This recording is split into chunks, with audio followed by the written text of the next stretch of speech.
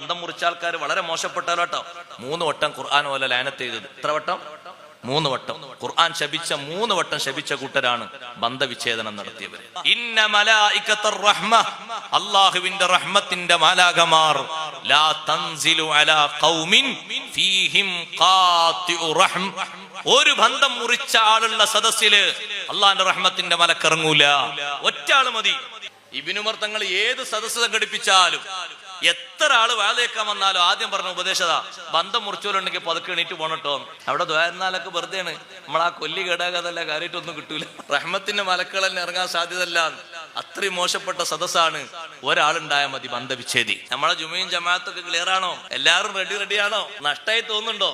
പടച്ചോനെ, മറ്റാളുണ്ടായിരുന്നല്ലോ, ഇയാളുണ്ടായിരുന്നല്ലോ, അയാളുണ്ടായിരുന്നല്ലോ, ആരും ഇല്ലെങ്കിൽ ഞാൻ ഉണ്ടായിരുന്നല്ലോ, ഇങ്ങനെ ചിത്രം. റഹ്മത്തിന്റെ മലക്കിറങ്ങൂല. ബന്ധവിച്ഛേദി ഒരു മെമ്പർ ഉള്ള സദസ്സില്, ഒറ്റ ആളുള്ള സദസ്സില്